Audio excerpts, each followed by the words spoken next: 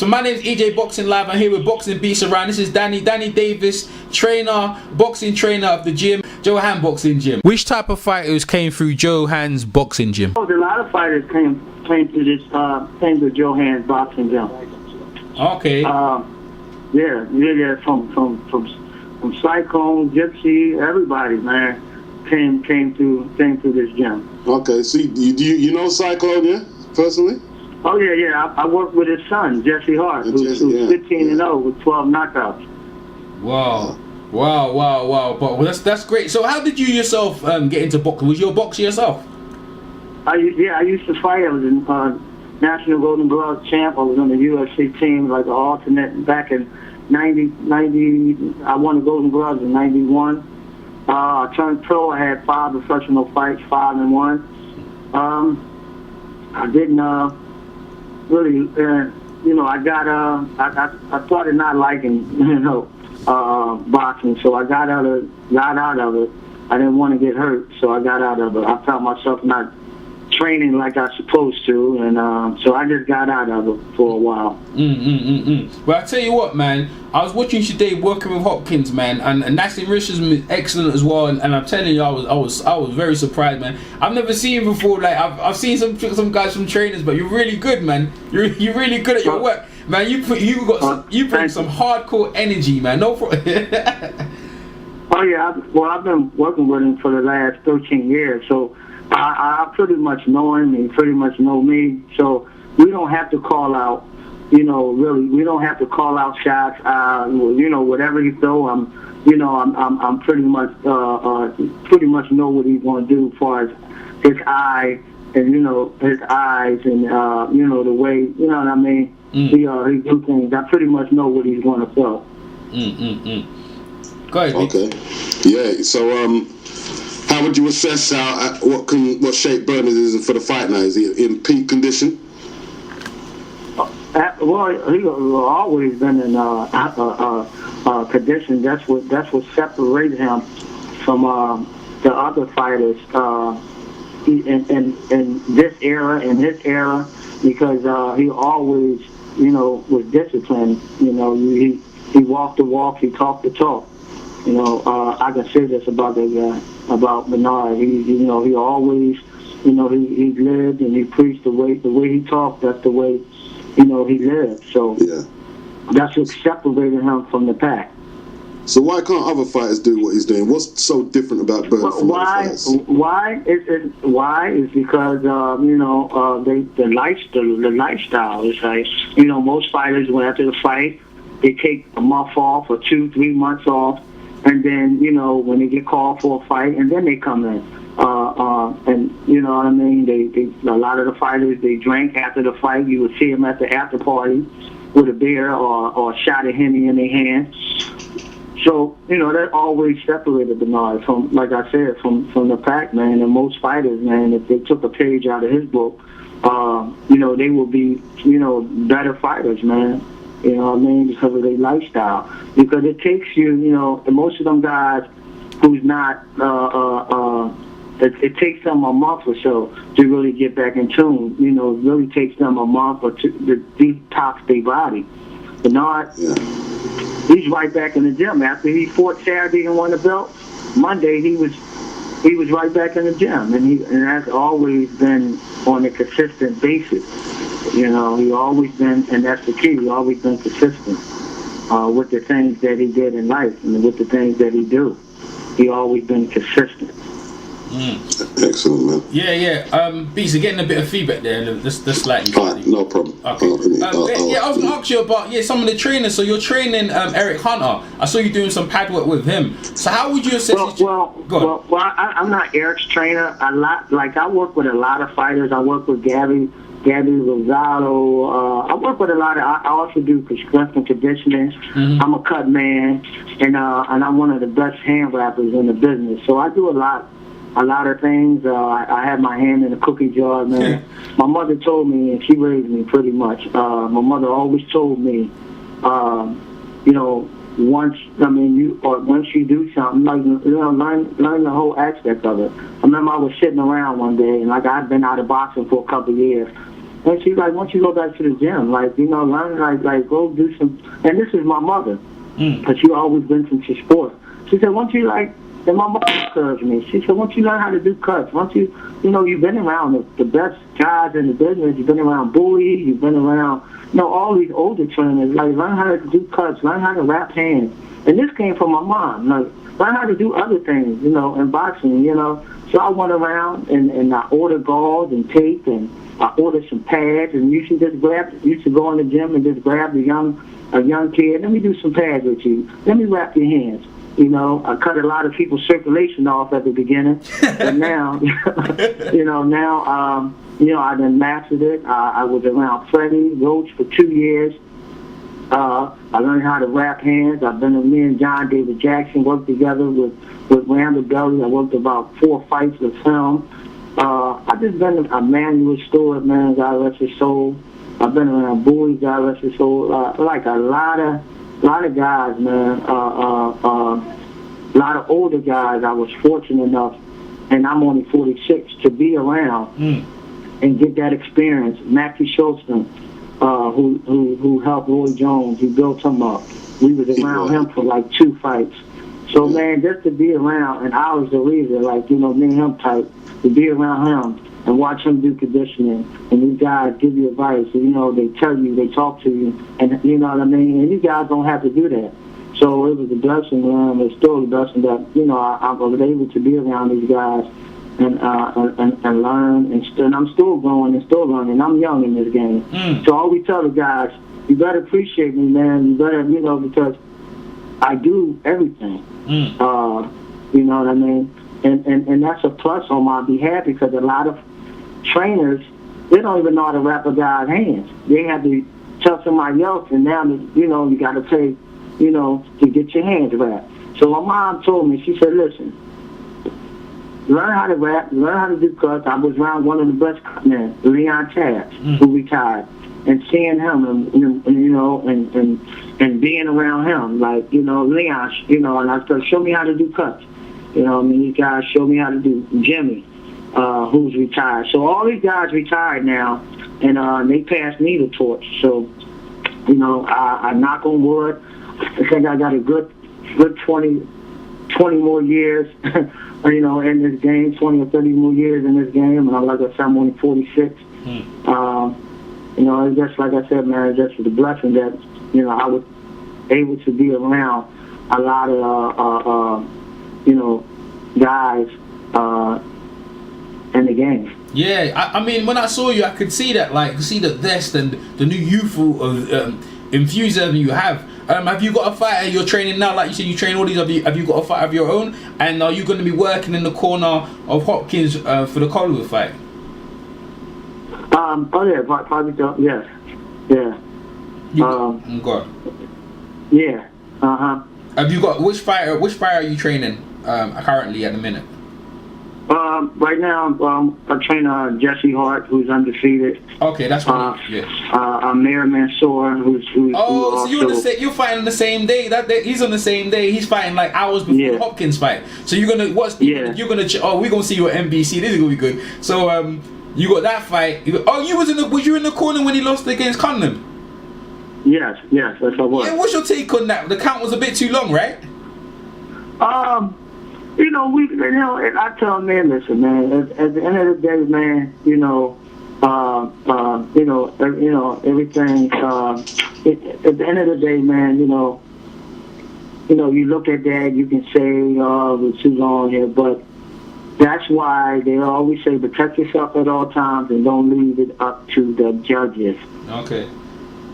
You know, so he left that fight, you know, up in the air, and he worked and he looked at some of the things that, you know, we could have, should have did, but hey, man, it's a learning experience, man, and you just carry that, you know, learning experience and learn from what you did not do, and just move on, man, you know, and that's the order, and that's the only way to heal, by moving on. So you move on, because you can't carry that into the next fight. Yeah. You know what I mean? So you move on. Okay, all right, we did this. You know what I mean? We did that. So you move on. go into the next fight, hey, boom. Yeah. You can't carry, you know what I mean? And I know it hurted them and it was rough because, hey, look, man, you know, your first loss, yeah, it's tough. But you also have to give Cunningham a whole lot of credit, man, coming off the 2 knockdowns, man. Yeah. So, you know, we can't take nothing away from him, man. And I won't do that, man. You know, the best man won. And I told Amir that. So listen, man, the best man won. Okay. We can't take the win from him, man. You know, it was a long count, you know, but hey, we have to move on from that. Okay. You know, so what do you think Amir and yourself have learned from the Cunningham fight to take forward in the future? Well, what we learned was, we learned that, I mean, the mistakes that we learned was, you know, he threw a lot of big shots early.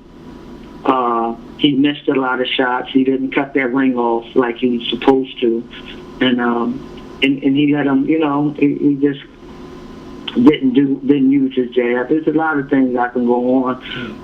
We should have did, but like I said, man, I told him, you know, we talked about it. We discussed it. You know, we come in here. We looked at, you know, the tape. So listen, man, we got to get ready for Kessa. This African guy from Cameroon who's been training in Louisiana. Really don't know much about him, but listen, man, you got to treat every fight like a championship fight, man. I went over. I'm gonna tell you, I went over it because you never know what people coming, man. What's on people's minds. Cause I just did a fight in D.C. and we fought Lenroy July. The guy Lenroy July. He's 16-1. And I took a guy from here from Philly, Tony Ferrante, the Italian guy. We knew we was an underdog. He was like, Danny, can you come with me? You know, even his cut man that normally do his cuts didn't want to go. Man, he's not going to win this fight. You know, his assistant trainer didn't come. You know, it was only me that they called the last minute, and I said, you know what, Tony, I'll help you. I'll go with you. And it was his trainer. And we went over there and knocked this guy out in 2 rounds. So you never, that's why I tell you, like, listen, man, I never call nobody opponents, man. I never call nobody opponents, man, because, hey, man, anything can happen in there. You know? Anything can happen, man. Anything. And I've been seeing it time and time again, man, where these guys coming in opponents, and they wind up clipping the guy who's supposed to win the fight. So, you know, we treat everybody like, you know, hey, man, like they dangerous and what you supposed to. Yeah. You know, because a lot of these guys, they get home and they fall asleep in there. So. Okay, so see the Hopkins, so you're doing the Amir corner on NBC, and then after that you're going down to the HBO one. That's going to be Atlantic City for the Hopkins. I'll probably just to be down the city. So that, you know, I mean, can't be in 2 places at once. That's a little bit too much on me. Oh, it's a bit too much. Okay. You know. All right. So you see, like, you're preparing Hopkins here. So for you, yeah, like for me, when I see Hopkins, I was surprised that because you know, usually when he trains, he doesn't really exert himself. But when you was putting him through the paces, I was surprised to see that his hand speed is quick. Was hitting hard. Yeah, I mean, I've been, you know, I've been in the background for a lot of years. You know, I've been in the background, and you know, I'm just trying to get a little light. You know, man, we compliment one another, man. We always did. I always push him. You know, I push him like if you know when I'm doing the pads. You know, man, because so many people and so many trainers that call themselves trainers, they're not trainers. They look at YouTube videos of pad work. People still got so caught up on Roger Mayweather and Floyd with the pad work, and people really think that somebody's gonna let you throw that many combinations on them like that. You know, come on, man. So I make it real. I make it real, where I'm in there, and it's like I'm fighting you. You know what I mean? It's like we spar, you know? Nobody's not. You know what I mean? Who's gonna sit there and let you do all that stuff, man? Come on, let's be real. So what you saying basically? So when people get in there, I'm saying like people are so hung up on pad work. Yeah. They so hung up on doing pads. When I was coming, like I said, when I was coming up, you got pad work maybe twice, and that was before the fight. You hit that bag. You maybe did the double N and hit the speed bag. That's how you got short and shadow box. People don't even shadow box no more.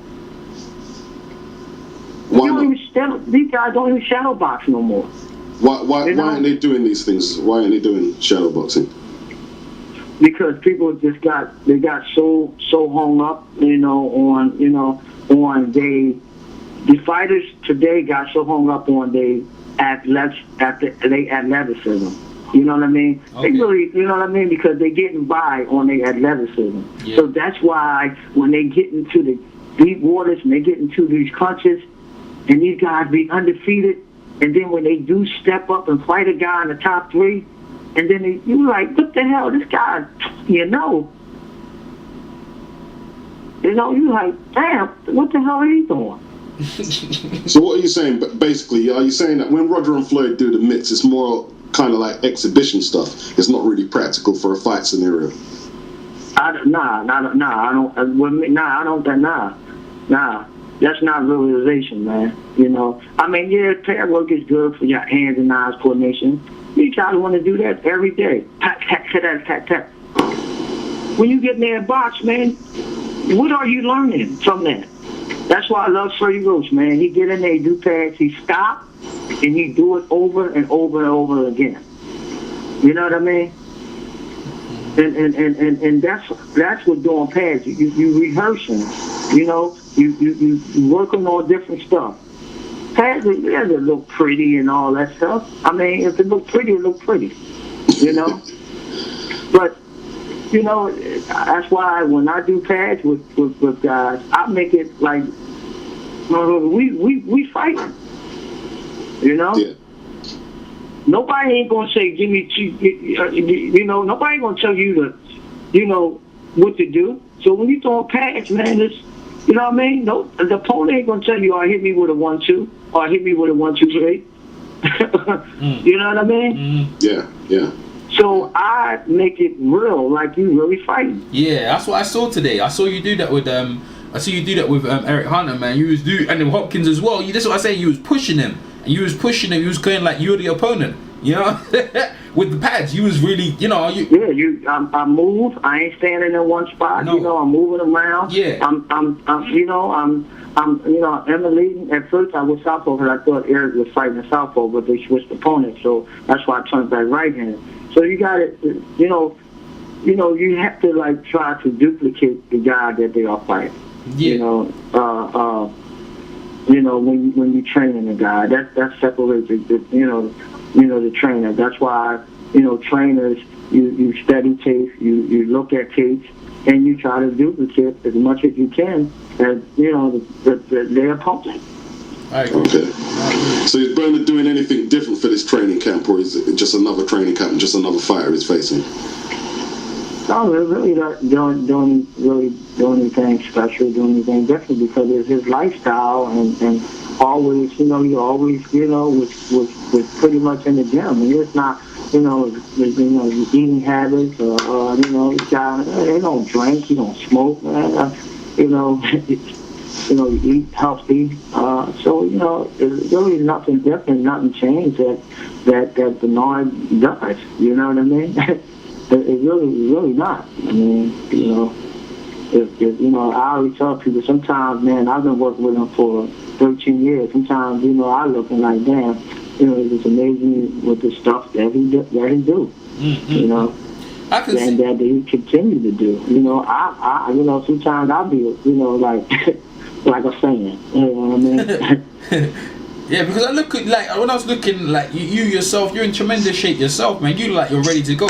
Is that to all the? Yeah, I'm 46. Yeah, I know. I could believe. I was looking at you. I was like, man, you look like someone in your 20s. Like, I'm looking at you and Hopkins. Yeah, I know. A lot of people say that. I'm looking at you and Hopkins, right? I'm looking at Hopkins' body, and I'm like, damn. I'm 40, yeah, and I was like, And I'm thinking, I know what it is. It's because you live that life. Like you live that life. It ain't a joke. Like you know, you train this and that. You eat right. You come in. You're 100%. You know, and you make it your whole world. You know what I'm saying? But I look at Hopkins and he you know, he only shows us what we want to see.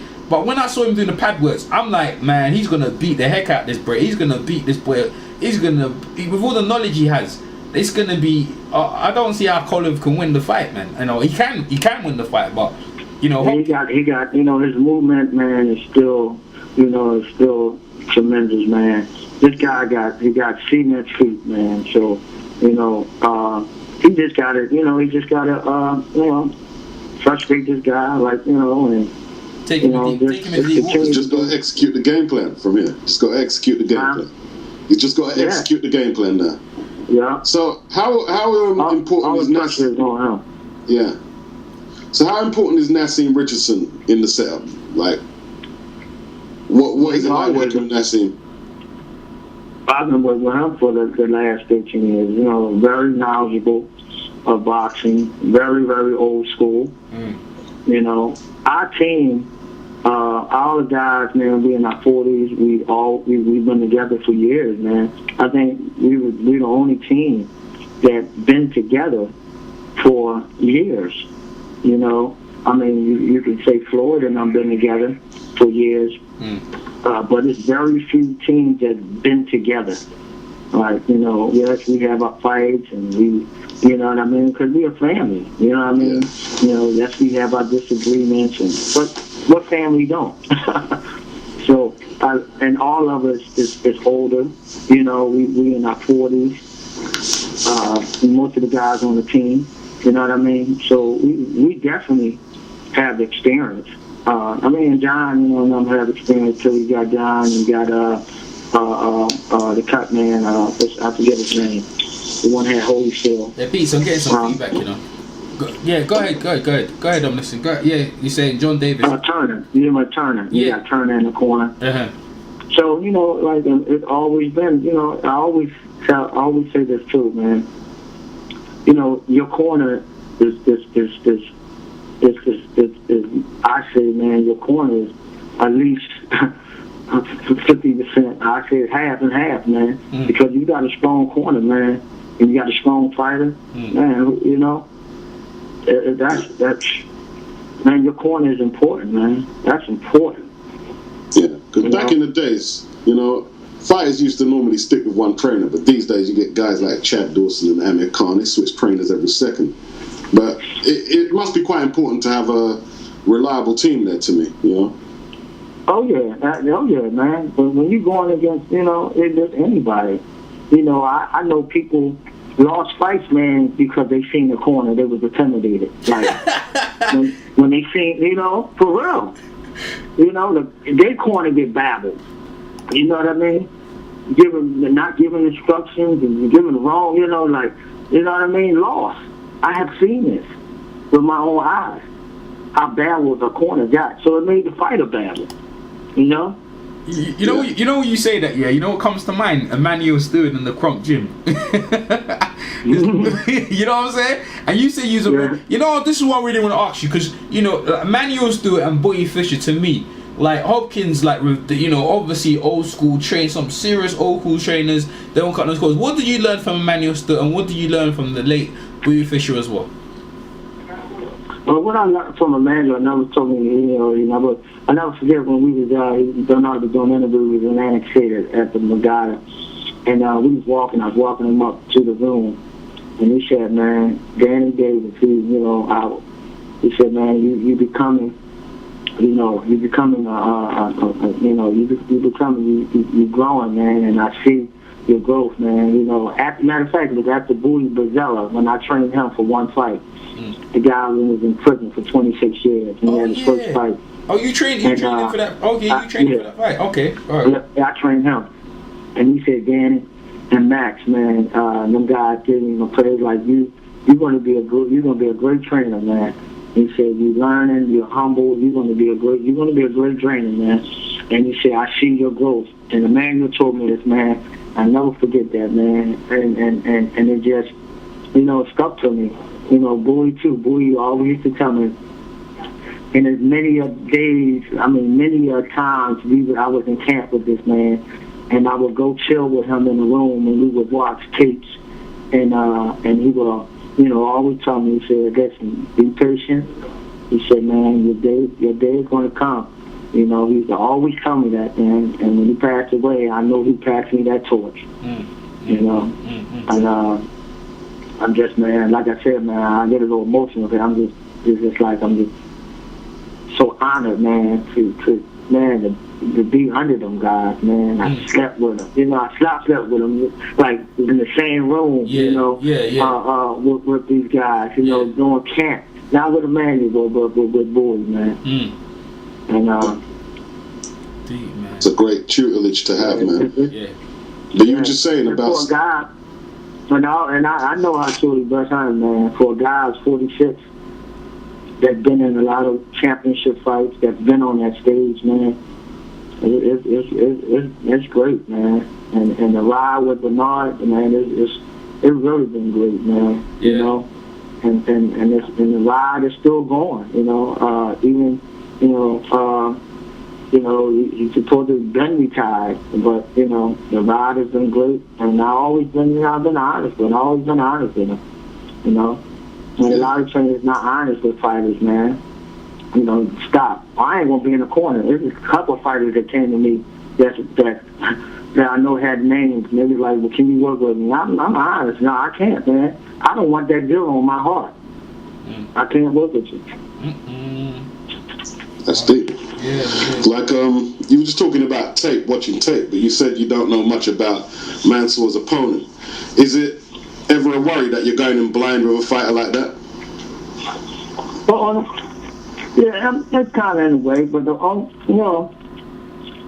tell him, man, I said, listen, man, you see a little sparring on this guy, but listen, as long as we in shape, as long as we mentally ready, hey, man, it's no stopping. I don't care who we fight. Okay. No, sorry. So there's no exceptions. Like, okay, if you was fighting, say, a ranked contender or a champion, surely you'd want to see some tape. It's all right being. Oh yeah, absolutely, man. Absolutely. We want to see some.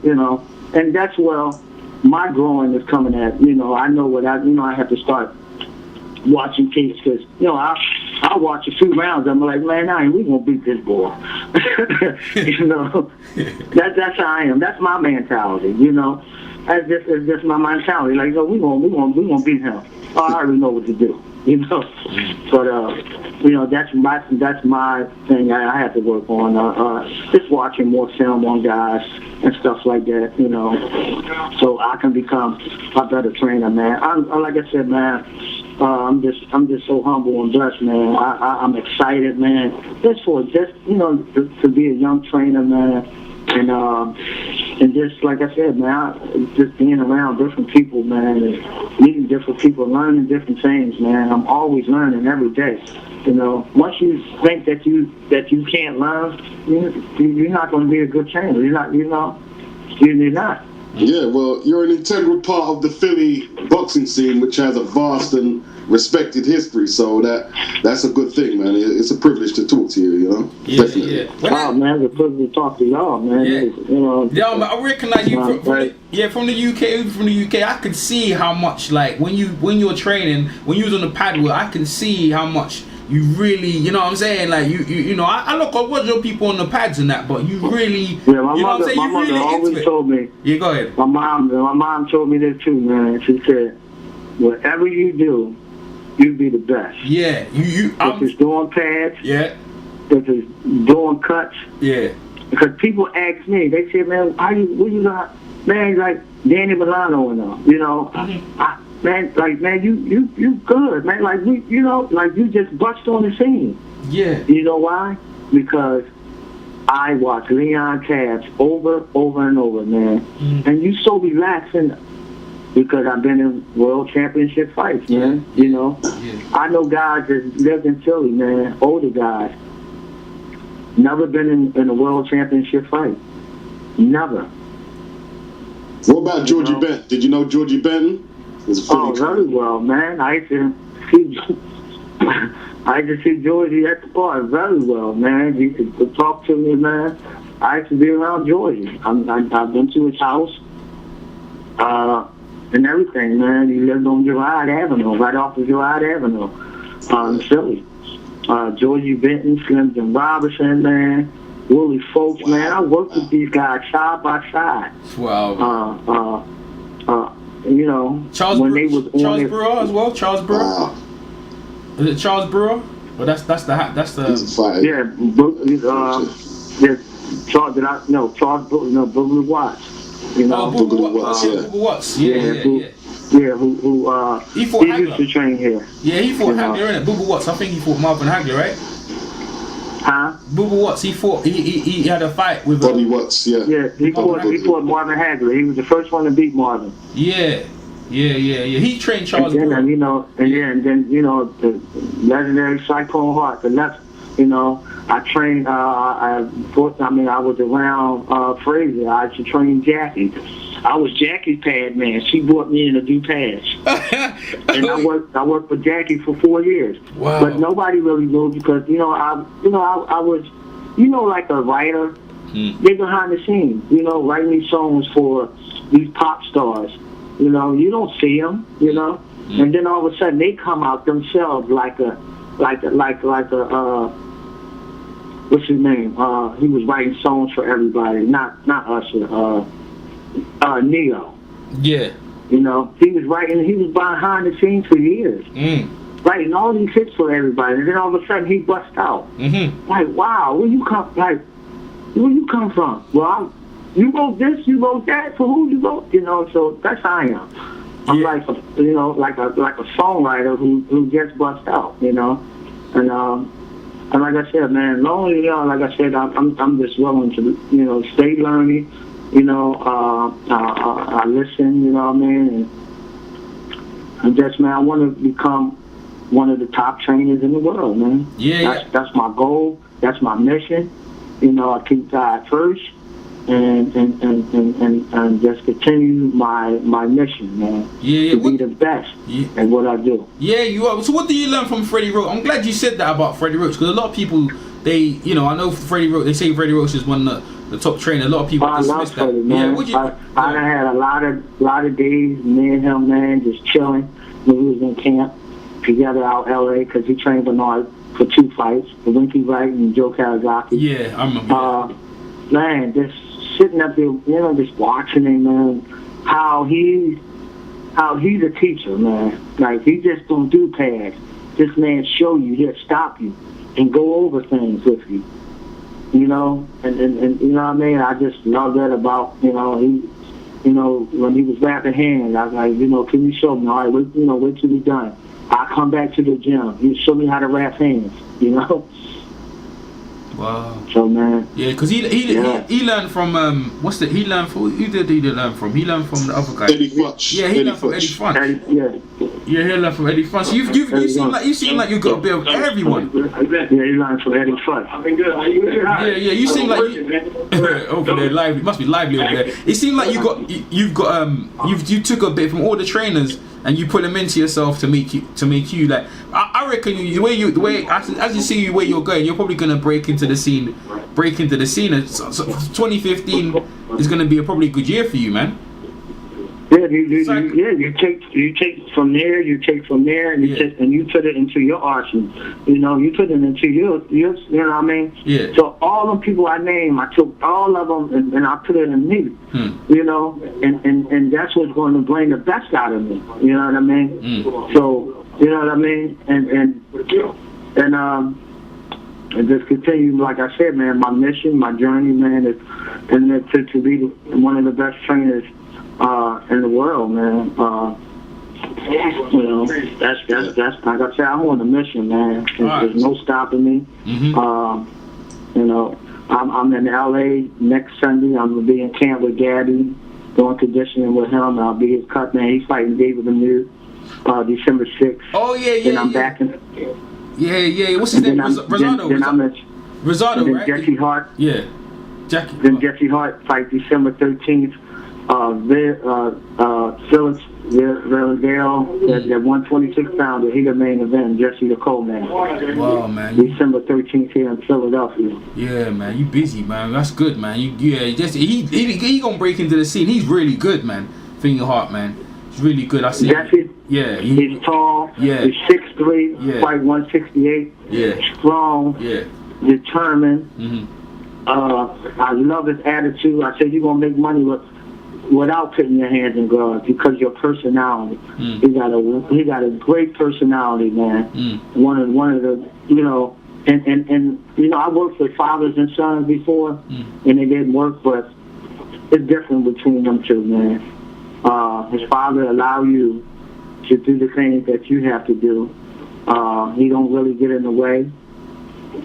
He let me do my thing, and I love the relationship, man. I love it, and I can't say that, man.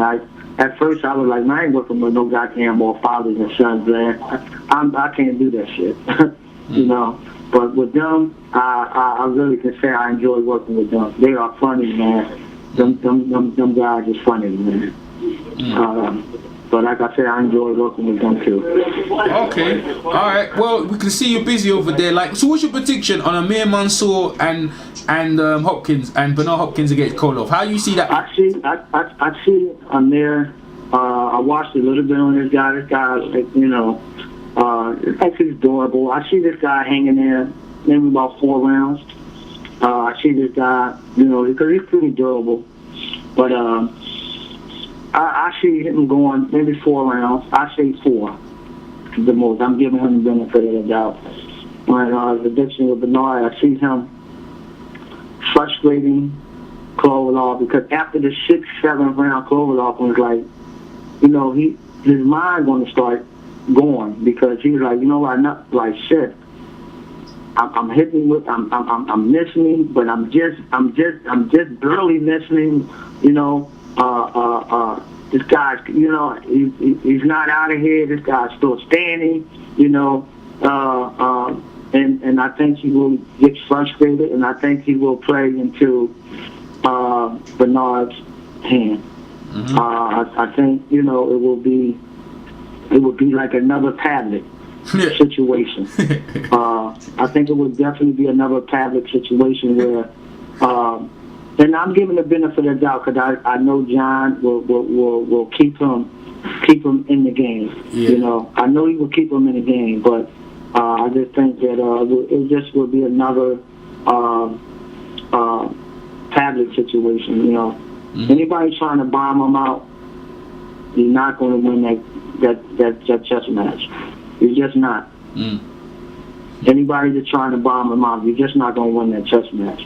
He gonna try though. In the first 6 round, he gonna try. That's because he never been in deep waters. He never. I heard what I said. I said at the 7th round. Yeah. And he's sitting on that stool and seeing this old man. Yeah. Is still in there, not huffing and puffing. Yeah. And he's sitting on that stool and he's looking across.